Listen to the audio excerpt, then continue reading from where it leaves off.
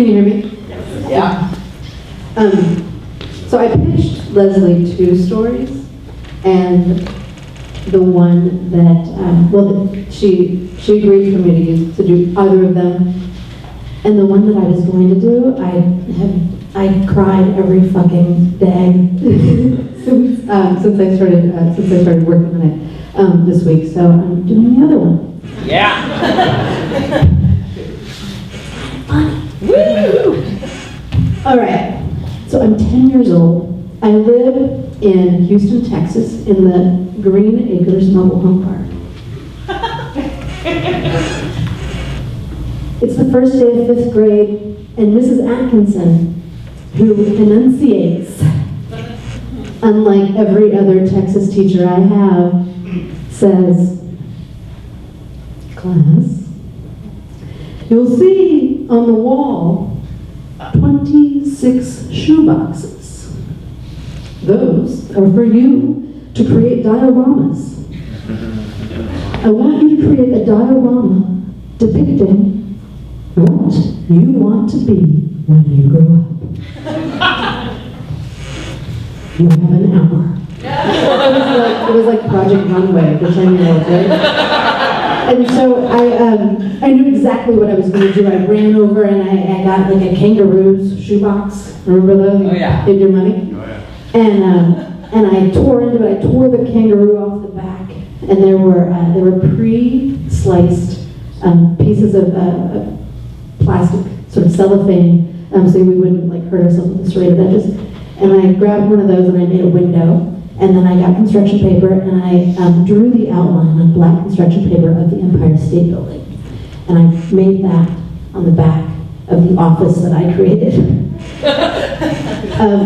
And there was a little box of Sun-Made raisins in my lunch pack. And I downed them. And this is actually my proudest moment even still. I realized that the inside of the Sun-Made raisin pack is the exact same hue of a Selectric 2 from the 80s. I made a typewriter out of that little box. And I fashioned a little desk and like chairs, and then I had there was a Strawberry Shortcake doll, and I cut with a scissor, cut her hair off, and took off the dress, and so she was just wearing this like green and white striped like little outfit. So she was essentially topless. And Mrs. Atkinson came over and she was like, "Melea, you want to be a secretary?" And I said, "No, I want to be an editor in New York City." And she was like, And that was that. So, now, 15 years have passed. I'm 25 years old, and I don't live in New York City, but I do live in Kansas City. New York City in the South. We'll talk after. So, I don't live in New York City, but I do live in Kansas City. But I do work for a publisher that is in New York City. Publisher, it's W.W. Norton, and I worked there for 4 years since I graduated from college, and I'm happy-ish, you know. And I have a girlfriend, and she's happy-ish, I think. And her name is Michaela, and she's a graphic designer / photo assistant. And we buy a house. We buy a 1910 Craftsman house because we had like settled down. I'm 25. And so one day I get a phone call, and it goes to voicemail because I never like to check my phone. And I listen to this voicemail, and it's from New York City, and it looks like this. "Hey, Melea, it's Steve. He's the vice president at Norton. There's a job that just came available. It's going to start in the fall. It's going to be in New York City, and it's going to not, be in the office right away, but, it's a little editorial track. So why don't you give me a call?" So I was like, holy shit, this is how these things happen. So I had just bought this house. I got this thing. I called Steve, and within a week, I was on my way to New York City. I was on the editorial track. And so the next phone call I made was to my grandmother, because I love my grandmother, and I visited her every summer, and I knew that if I was moving to New York City, I would not be visiting the Ozarks. So I call her up and I say, hey grandma, and she's like, hey, and she's like, what's new? And I said, well, I got some good news and some bad news. And she said, well, lay it on me, the good news first. And I said, I got a job in New York City, so I'm moving to New York City this summer. Bad news is I won't be coming to Mountain View. And she was like, what kind of job? And I was like, no, I mean, it's good. And she was like, okay, what do you do with that house? And I said, well, I just bought the house, so I'll probably just keep it. And she was like, man, you gotta accept what is. You either gotta take that house or take that job, but you should not do both. And then she was like, I gotta go, the beauty operator, right now. So we can talk about this later. And we hung up the phone, and I did not heed her advice. Instead, I put a for rent sign in my front yard. And I started to get the calls. And the calls were like, there's like, this one guy was like, I have 4 kids and a parrot. And there was like, you know, like parrot sound in the back. And I was like, no, that's not it. And then there was like another call. It was like, hey, we are 5 UMKC students of the Sigma Alpha Epsilon fraternity, and we would love to take care of your house for 2 semesters. And I was like, fuck no. And so the next phone call was hello, my name is Fran Gershon. I have a dog named Maxine. She's a well-behaved 6-year-old black lab. I recently sold my 1920s bungalow in Hyde Park, and I would love to see the house at 4340 Charlotte when you have a moment. Call me. And I did. So Fran comes to 4340 Charlotte, and she brings Maxine, and Maxine is quite well behaved, and Fran seems like she's gliding. Like she's almost like, you know, those hockey games where and she just doesn't even feel like she's walking. And she's like tall and thin, and she wears black. She's an esthetician, which sounds amazing. And she's like 45. And she's about the same age, and she seems similar actually to my mother, who had died 5 years earlier. She had died of breast cancer when she was 46. And so I had this like completely unwarranted tenderness toward Fran. You're my mom. And one thing to know about my mom is that she was a preacher's wife and also an entrepreneur and a business owner and a teacher. And her students and her deacons and her employees all called her General. Because she was bossy. And so Fran started saying things that any normal person would run like hell from, but because I was about to rent to the incarnation of my mother, when she said, Melea, your house is beautiful, and I think I would like to rent it. However, the lease, could we start it 3 weeks early? You move out, I move in. And I said, yeah, I think we could totally do that. Like, I'm just moving across the country, but like, I can like get the movers to come early, and my girlfriend's parents are a little homophobic, but like, they have a basement. We'll just like move all our plants and our dog and our cat, and we'll hit it in the suburbs. It's awesome, and you can move into my house. And she was like, that sounds great. And so on the appointed day, all of my things were on their way to New York City. And Fran Gershon was at my house with a nice checkbook, like in a ledger, like one of those books, for real, right? And she wrote me 4 individual checks. 1 for the first month's rent, 2 for the last month's rent, 3 for the security deposit, and 4 for the 3 weeks pro bono, or prorated. It actually was pro bono, but whatever. Prorated of what was happening. So I left that transaction with 4 pieces of paper that represented money.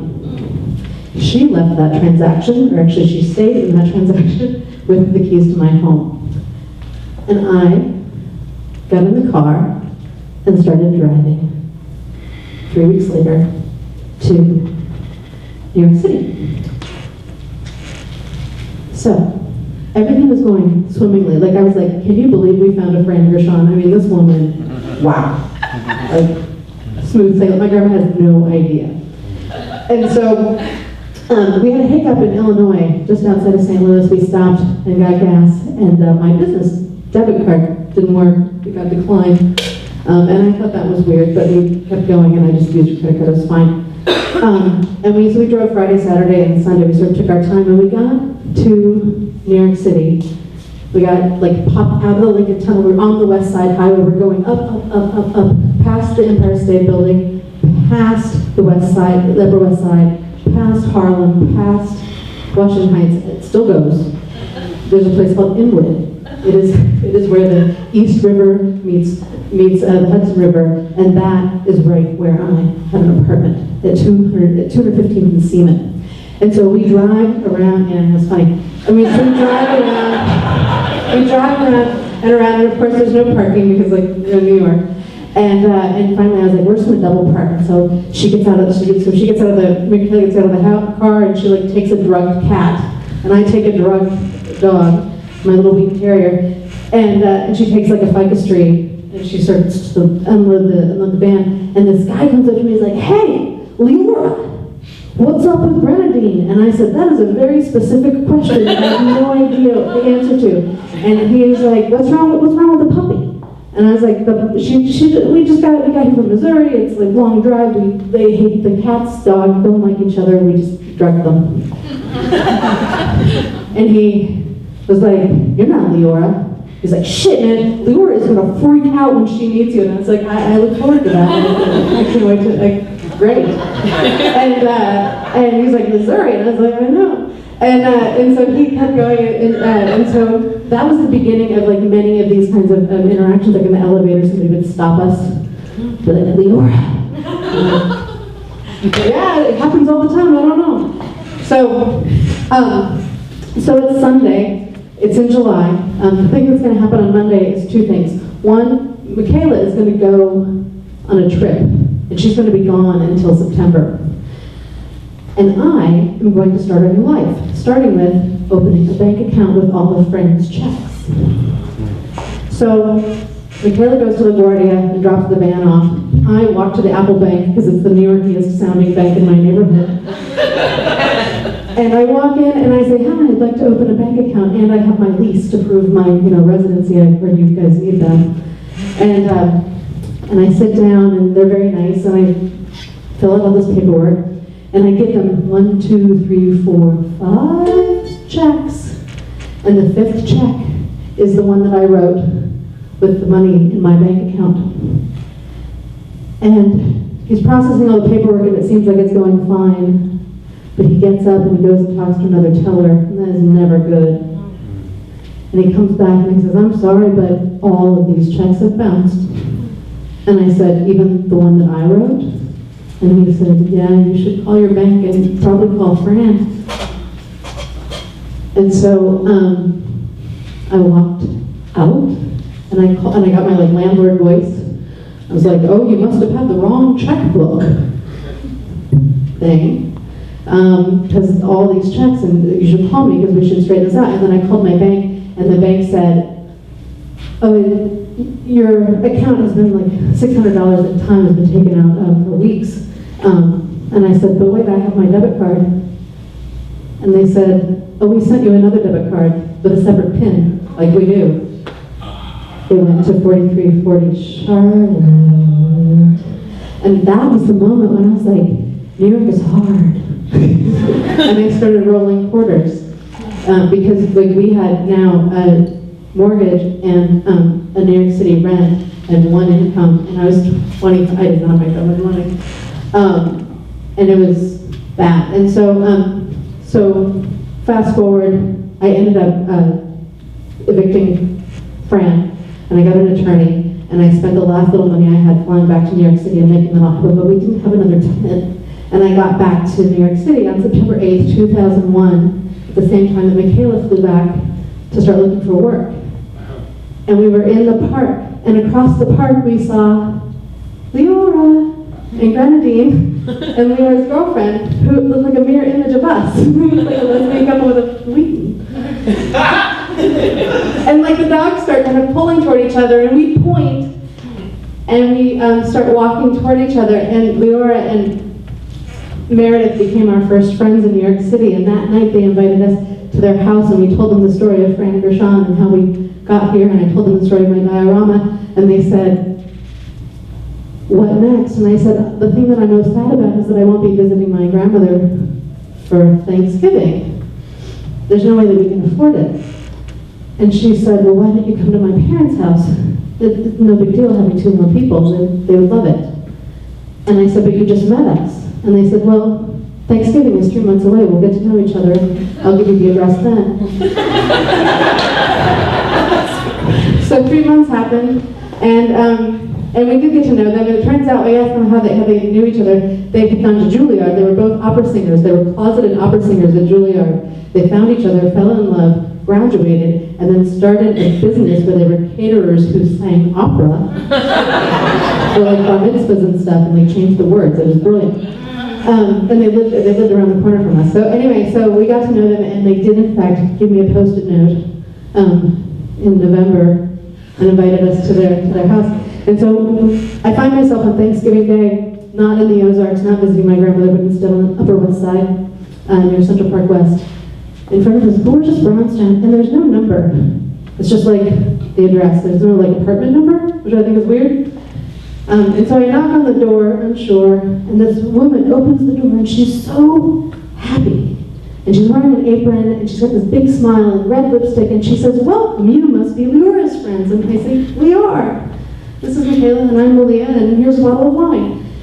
And so she whisks into the entryway, and there are 60 gold hangers lined up, like on the left side of this hallway, which means that there's room for like 60 people in this apartment, right? And I like sort of nudged Michaela, and I was like, why do you think we go? What's Leora's last name? Because I'm starting to think, like, I don't know where we are, but I think there's like something great. My grandma was like, this is fancy. And so Leora comes and she takes our coats and she starts introducing us to like all of her brothers and sisters and like their nieces and nephews, and people are like jocular and happy. And the thing that I'm most struck by is in the living room there are 2 Steinway baby grand pianos, 2. Which is like a ship in the bottle question, first of all, like how did they get one of those in there, let alone 2? And secondly, like who does that? Have 2, like spaces at a premium, right? And people are laughing and having a great time. And Michaela and I kind of go our separate ways and sort of are talking, and the room kind of gets quiet. And I look over and there's an elevator in a brownstone, which is, again, another one of those moments. And it says B1234, which just indicates that there's a basement and then 4 floors. And the doors open, and out rolls Itzhak Perlman on a little scooter.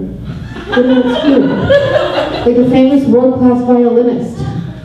I am in his living room, and I'm the doppelganger of his daughter.